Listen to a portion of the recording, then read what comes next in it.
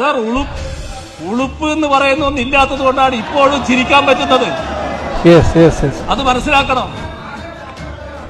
നമ്മുടെ നാട്ടിലെ ജനങ്ങളുടെ കൈകൊണ്ട് കരട തടികൊണ്ടവരാണ് ഇവിടെ ഇരിക്കുന്നത്. ഈ കഴിഞ്ഞ തദ്ദേശ ഭരണ സ്ഥാപന തെരഞ്ഞെടുപ്പിൽ എങ്ങനെയായിരുന്നു ഇറങ്ങിയിരുന്നത്? ഞങ്ങളൊക്കെ പിടിച്ചടക്കി കളയുന്ന മട്ടിലായിരുന്നില്ലേ പുറപ്പെട്ടത്? ഒരു പാഴ്വേലയാണ് സാർ നടത്തിക്കൊണ്ടിരിക്കുന്നത്. സാർ ഇവിടെ ഞാന് ബഹുമാനപ്പെട്ട മുഖ്യമന്ത്രി ഇവിടെ മറുപടി പറഞ്ഞപ്പോ പറഞ്ഞു, ഗവർണറെ ഞാൻ സമീപിച്ചു. ശരിയാണ് സാർ. കാരണം ഈ ബാർക്കോഴയുമായി ബന്ധപ്പെട്ട ഈ ആരോപണങ്ങൾ കഴിഞ്ഞ 5 വർഷക്കാലം അന്വേഷിച്ചിട്ടുള്ളതാണ്. 2 തവണ അന്വേഷിച്ചിട്ടുള്ളതാണ്. ഇതിനാധാരമായിട്ടുള്ള ഒരു CD-യിലാണ് എന്റെ പേര് പരാമർശിക്കുന്നത്. ഈ ഗവൺമെന്റും കഴിഞ്ഞ ഗവൺമെന്റും അന്വേഷിച്ചിട്ട് ആ CD ഫേക്ക് ആണെന്ന് കണ്ടെത്തിയിട്ടുള്ളതാണ്. കോടതിയിൽ ഇപ്പോൾ ഈ കേസ് നിലനിൽക്കുകയാണ്. അത് റിപ്പോർട്ടുകൾ ഈ ഗവൺമെന്റും കഴിഞ്ഞ ഗവൺമെന്റും സമർപ്പിച്ചിട്ടുള്ളതാണ്. ഈ സാഹചര്യത്തിൽ അടിസ്ഥാനരഹിതമായ ഒരു കാര്യം നിയമപരമായി ഗവൺമെന്റ് ചെയ്യുമ്പോൾ നിയമപരമായി വേണം ചെയ്യാൻ. ഗവൺമെന്റ് അന്വേഷിക്കുമ്പോൾ അത് നിയമപരമാകണം. അത് സബ്ജുഡീസ് ആണ്. അത് ഞാൻ ചൂണ്ടിക്കാണിക്കുകയാണ് ഞാൻ ചെയ്തിട്ടുള്ളത്. ബഹുമാനപ്പെട്ട മുഖ്യമന്ത്രിയോട് ഞാൻ പറയുന്നു, ഇത് അടിസ്ഥാനരഹിതമായ കാര്യങ്ങളാണ് ഉന്നയിക്കുന്നത്. സത്യവുമായി ഒരു ബന്ധവുമില്ലാത്തതാണ്. ഞാൻ ആരുടെ കയ്യിൽ നിന്നും കോഴ വാങ്ങിയിട്ടില്ല, ചോദിച്ചിട്ടില്ല. ഞാൻ അവസാനിപ്പിക്കാം. ഈ വളരെ ബോധപൂർവമായി പ്രതിപക്ഷത്തെ അപമാനിക്കാൻ വേണ്ടി നടത്തുന്ന ശ്രമമാണ്. ഇത്തരം പ്രസ്താവന ഏത് അന്വേഷണം നടത്തിയാലും ഞങ്ങൾക്ക് ഒരു ചുക്കുമില്ല എന്ന് പറയാൻ ചോദ്യം ചോദിക്കും. ഏത് അന്വേഷണം ഞാൻ അവസാനിപ്പിക്കാം. 5 വർഷക്കാലം നിങ്ങൾ എന്തെല്ലാം അന്വേഷിച്ചു? ദയവായിട്ട് അങ്ങക്ക് ഏത് സമയത്തും പ്രസംഗിക്കാൻ ചോദ്യോത്തര വേളയിൽ ഇത്രയും നേരം അവിടെ അപ്പുറത്തുള്ള ആളുകൾ അങ്ങ് ചോദ്യം ചോദിച്ചോളൂ. അങ്ങ് പറയാ കേട്ടില്ലേ? അല്ല, അങ്ങ് ചോദിച്ചോളൂ. അങ്ങ് ഇതിന്റെ കൂട്ടാളിയായി അങ്ങ് ചോദിച്ചോളൂ. അങ്ങ് ഗവർണർ പരിശോധിക്കുകയാണ്. പക്ഷെ അങ്ങ് അതിന് അനുമതിയും കൊടുത്തു. അതിന് ഞങ്ങൾക്ക് വിഷമമൊന്നുമില്ല. ഏത് അന്വേഷണം നടക്കട്ടെ. എനിക്ക് മുഖ്യമന്ത്രിയോട് ചോദിക്കാനുള്ളത്, കോടതിയിൽ നിലനിൽക്കുന്ന ഒരു കേസ് 2 ഗവൺമെന്റുകൾ അന്വേഷിച്ച് ഫേക്കാണെന്ന് തെളിഞ്ഞ ഒരു CD, അതിനെ സംബന്ധിച്ച് ഒരു പെറ്റീഷൻ എഴുതി വാങ്ങി ഞങ്ങൾ അഴിമതി ആരോപണങ്ങൾ ഈ ഗവൺമെന്റിനെതിരെ ഉന്നയിക്കുന്നതിന്റെ അടിസ്ഥാനത്തിൽ തിരിച്ചാരോപണം ഉന്നയിക്കുന്ന വില കുറഞ്ഞ രാഷ്ട്രീയം ഈ ഗവൺമെന്റ് സ്വീകരിച്ചിട്ടുണ്ടോ എന്നുള്ളതാണ്. സർ, ആദ്യം എനിക്ക് പറയാനുള്ളത്, ബഹുമാനായ പ്രതിപക്ഷ നേതാവ് വിശദമായ ഒരു ചോദ്യം ചോദിക്കുന്നു. സ്വാഭാവികമായി അദ്ദേഹം പറയേണ്ട കാര്യങ്ങൾ പറയണം. എന്തിനാണ് സർ അവിടെ വലിയ ബഹളം നടന്നത്? ഇപ്പുറത്ത് നിങ്ങൾ സർ, ഇവര് പ്ലീസ് ഞാൻ ആ സമയത്ത് തിരിഞ്ഞു നോക്കി. ഇവിടെ ആരെങ്കിലും വല്ല എഴുന്നേറ്റ് നിന്ന് എന്തെങ്കിലും ഒരു ബഹളവും ഇല്ല.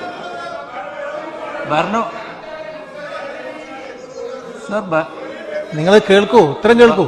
ഭരണപക്ഷത്ത് നിന്ന് യാതൊരു ബഹളവും പ്രതിപക്ഷ നേതാവ് സംസാരിക്കുമ്പോൾ കാണിക്കുന്നില്ല.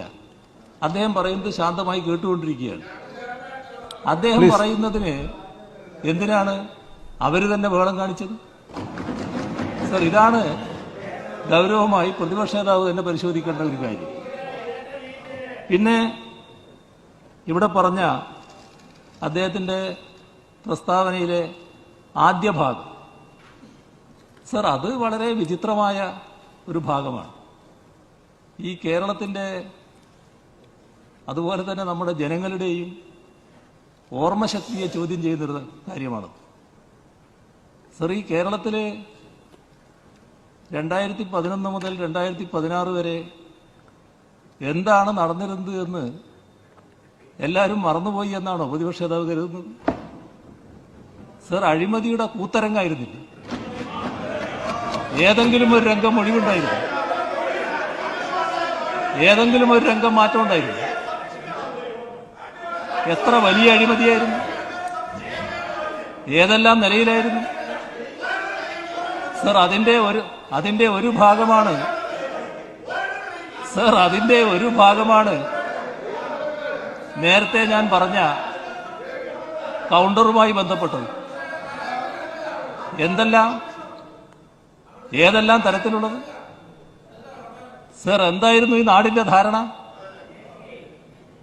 എന്താ നിങ്ങളെക്കുറിച്ച് നാട് ധരിച്ചിരുന്നത്? സർ, ഇത് ഈ നാടിനൊരു ശാപമായി എന്ന് കണക്കാക്കിയതായിരുന്നില്ലേ ജനങ്ങൾ? ആ കാലം മറന്നുപോകാണ്. ആ കാലത്തെക്കുറിച്ച് ഞങ്ങളുടെ കൂട്ടത്തിലുള്ള ചിലര് ഉന്നയിച്ചാൽ അത് മറ്റെന്തെങ്കിലുമുള്ളൊരു മറുപടിയായിട്ടാണോ കാണേണ്ടത്? സർ, നമ്മുടെ സംസ്ഥാനം 2016 മുതൽ ഇന്ന് വരെ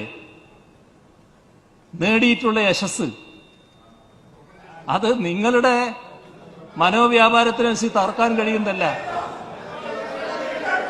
എന്തെല്ലാം നോക്കി, ഏതെല്ലാം ശ്രമങ്ങൾ നടത്തി നോക്കി വെച്ചാ മതി. ആ വിഷമം ഈ നാട് അംഗീകരിക്കില്ല. എന്തിനൊക്കെയാണ് ശ്രമിച്ചത്? ഏതിനായിരുന്നു ശ്രമിച്ചത്?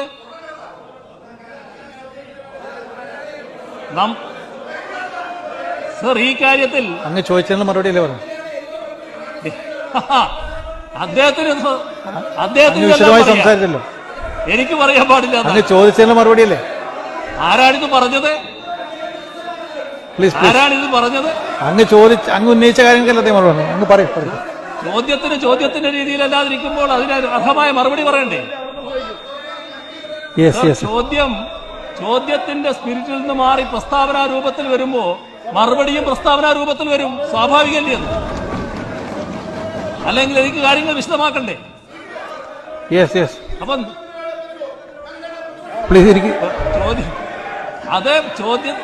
അദ്ദേഹം ഉന്നയിച്ച കാര്യങ്ങൾക്കാണ് ഞാൻ മറുപടി പറയുന്നത്. പ്രതിപക്ഷ നേതാവ് ഉന്നയിച്ച കാര്യങ്ങൾക്ക് മറുപടി പറയാൻ എനിക്ക് ബാധ്യതയുണ്ട്. ആ ബാധ്യതയാണ് ഞാൻ നിറവേറ്റുന്നത്. സർ, അതുകൊണ്ട് തന്നെ ഞങ്ങൾക്ക് ഒന്നിനെയും ആശങ്കപ്പെടേണ്ടതില്ല, ഭയപ്പെടേണ്ടതില്ല. സർ, ഉളുപ്പ് എന്ന് പറയുന്ന ഒന്നില്ലാത്തത് കൊണ്ടാണ് ഇപ്പോഴും ചിരിക്കാൻ പറ്റുന്നത്. അത് മനസ്സിലാക്കണം. നമ്മുടെ നാട്ടിലെ ജനങ്ങളുടെ കൈകൊണ്ട് കരടത്തടി കൊണ്ടവരാണ് ഇവിടെ ഇരിക്കുന്നത്. ഈ കഴിഞ്ഞ തദ്ദേശ ഭരണ സ്ഥാപന തെരഞ്ഞെടുപ്പിൽ എങ്ങനെയായിരുന്നു ഇറങ്ങിയിരുന്നത്? ഞങ്ങളങ്ങ് പിടിച്ചടക്കി കളയുന്ന മട്ടിലായിരുന്നില്ലേ പുറപ്പെട്ടത്? എന്തായി ഇപ്പോ വീണ്ടും തുടങ്ങി നോക്കുകയാണ്. ജനങ്ങളുടെ സാമാന്യ ബുദ്ധി ചോദ്യം ചെയ്യരുത്. ജനങ്ങളുടെ അനുഭവത്തിന്റെ അടിസ്ഥാനത്തിലാണ് വിലയിരുത്തുന്നത്. അഴിമതിയിൽ മുങ്ങിക്കുളിച്ചവർ, അഴിമതി തൊട്ടു തീണ്ടാത്തവരെ കുറിച്ച് ഇതാ അഴിമതി അഴിമതി അഴിമതി എന്ന് പറഞ്ഞാൽ ജനമത് അംഗീകരിക്കൂ? സർ, അതാണ് ഇവിടെ കാണുന്നത്. അത് മനസ്സിലാക്കണമെന്നേ പറയാനുള്ളൂ. ജോൺ ഫെർണാണ്ടസ്.